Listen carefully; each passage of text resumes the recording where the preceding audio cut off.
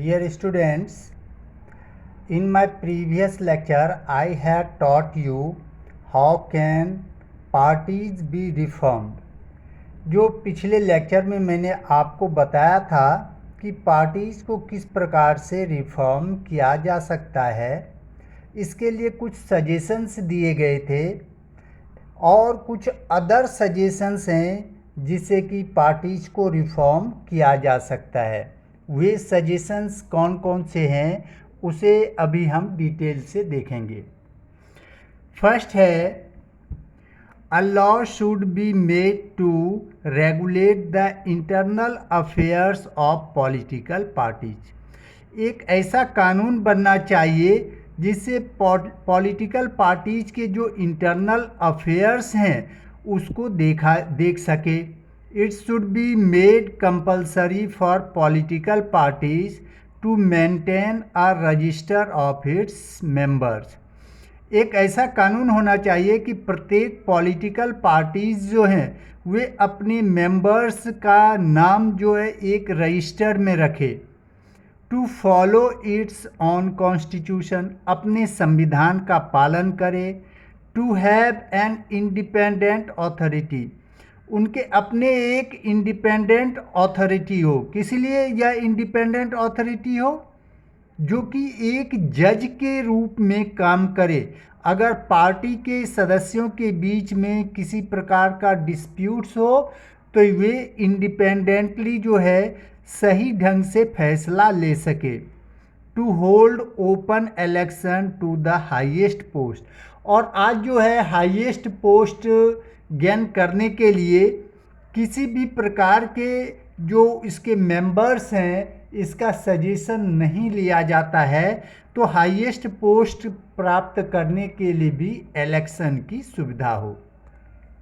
Next दिया है, it should be made mandatory for political party to give a minimum number of tickets about 1/3 to women candidate.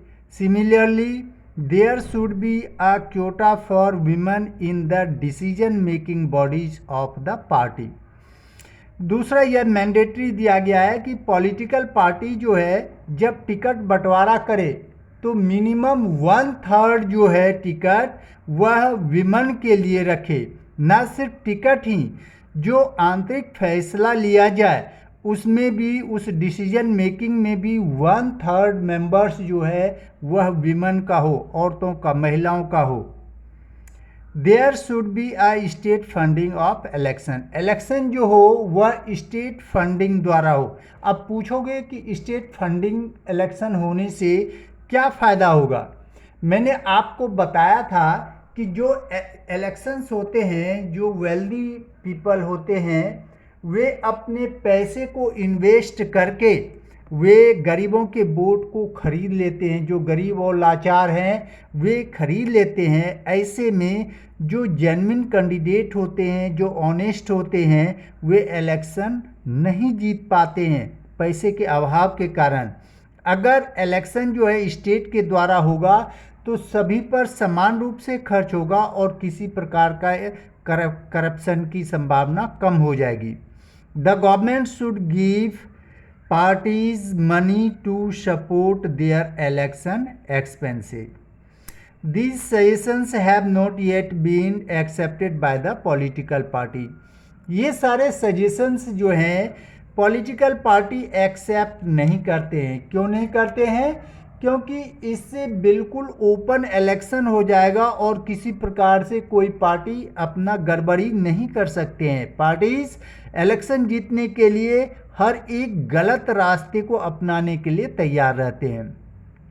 The government should give party, these suggestions have been note ever political parties if and when these are accepted these could lead to some improvements.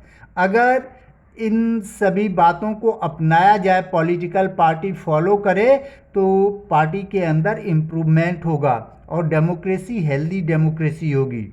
The problem of bad politics can be solved by better politics.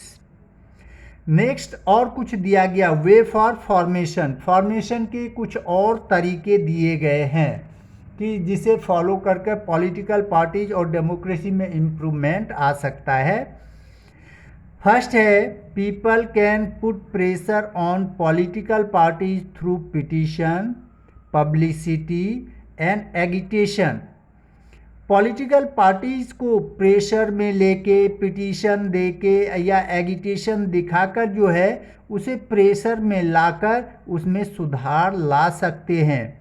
If political party feels that it would lose public support then it would become more serious about reform. अब इससे फ़ायदा क्या होगा? फ़ायदा यह होगा कि इससे अधिकांश पीपल अगर इसका विरोध करने लगे और पिटीशन के द्वारा, पब्लिसिटी द्वारा, एगिटेशन द्वारा जो है उपरोक्त जो फीलिंग है उस सब के लिए दबाव डालने लगे, तो प्रत्येक पॉलिटिकल पार्टीज यह महसूस करने लगेंगे कि वे पब्लिक सपोर्ट को खो रहे हैं।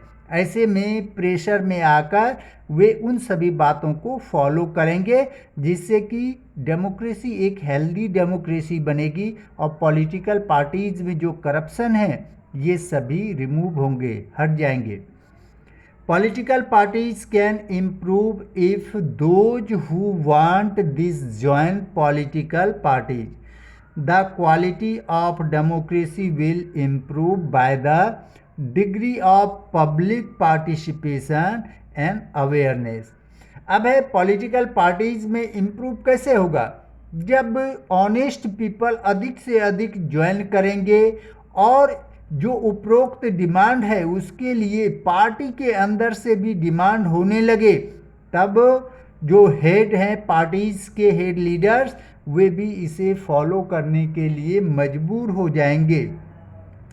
The quality of democracy will improve, इससे फ़ायदा क्या होगा? जो डेमोक्रेसी की क्वालिटी है वह इम्प्रूव होगा और इससे जो पब्लिक पार्टिसिपेशन है और अवेयरनेस है इसके द्वारा पार्टीज में इम्प्रूवमेंट आएगी और एक हेल्दी डेमोक्रेसी की स्थापना होगी।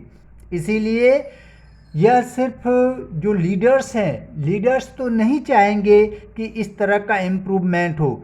इसके लिए ज़रूरी है इस प्रकार के इम्प्रूवमेंट लाने के लिए कि कॉमन पीपल जो सिटीजन्स हैं वे अवेयर हों और इन सबों के लिए डिमांड करे, प्रेशर बनाए, जिससे कि एक हेल्दी डेमोक्रेसी का निर्माण हो सके। और वास्तव में अगर हेल्दी डेमोक्रेसी हो तो देश के संपूर्ण नागरिक के हित में काम होगा। Okay, thanks.